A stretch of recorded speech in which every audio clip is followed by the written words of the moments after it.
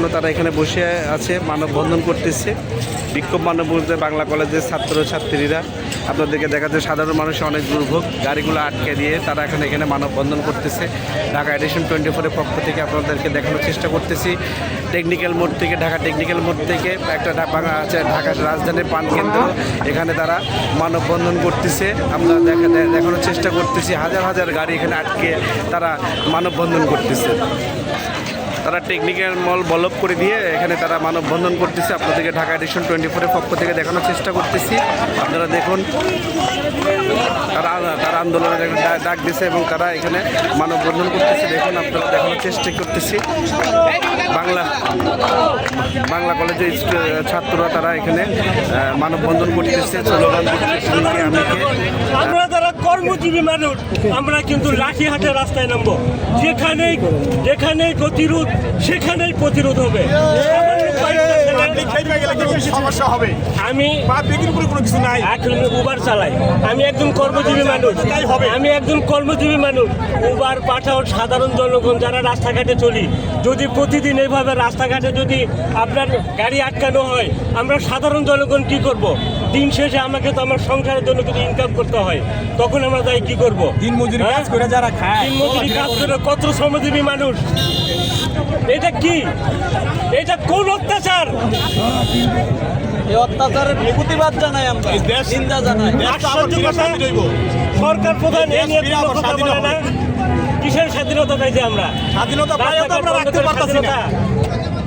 এই দেশ 18 সাল 19 সালে তাদের টেকনিক্যালকে আটকানো হয়, এই সরকার ঢাকা শহর বন্ধ হয়ে যায়। হয়ে গেছে। হ্যাঁ, এটা কি প্রশাসন দেখেন? এটা কি সরকার বুঝে না? দাবি দেওয়া আছে, শিক্ষা মন্ত্রণালয় সরকারের কাছে দাবি রাস্তাঘাটে গেল। আইন বলতে কিছু নাই। পুলিশের মতো পুলিশে কাজ করতেছে, আর পাবলিকের মতো পাবলিক মাইরেছে, পলাইতেছে। এটা তো হয় না। একটা মানুষ মারা গেলে আরেকজন মানুষ মাইরেছে, পলায়।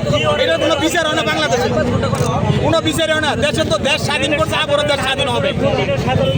জনগণ যদি খেপে যায়, যা পাবলিকের হাতে যা আছে তাই নিয়ে রাস্তা নেমে যাবে, রাজপথে নেমে যাবে। এরপর থেকে আমরা গাড়ি ঘোড়া চলতে যাবে, কর্মজীবী মানুষ, সব গ্রামের লোক, শহরের লোক রাস্তায় নেমে যাবে। ছাত্র আন্দোলন তো জনমরা চলতে আছে। ছাত্রগত আউস কোনো মিটে না, টাকা পয়সার চলাফেরার কোনো আউস মিটতেছে না।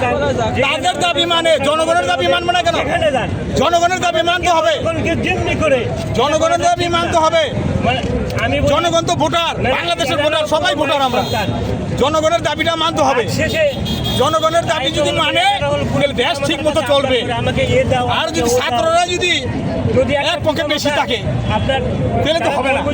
ছাত্ররা সবসময় আন্দোলন করবে, ধর্মঘট করবে, অথবা রাজপথে নামবে।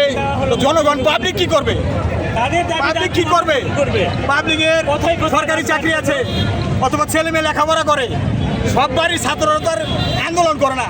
তাহলে এটা তো ভূগোল, এটা যে ভোগতাছে, অথবা অল বিশ্বের মধ্যে এটা দেখাইতেছে। আর বাংলাদেশ একটা অন্যরকম জঘন্য হয়ে যাচ্ছে। জঘন্য কি হতো, অথবা প্রধানমন্ত্রী চলে যাওয়ার পরে আর অন্য পর্যায়ে চলে যেতেছে।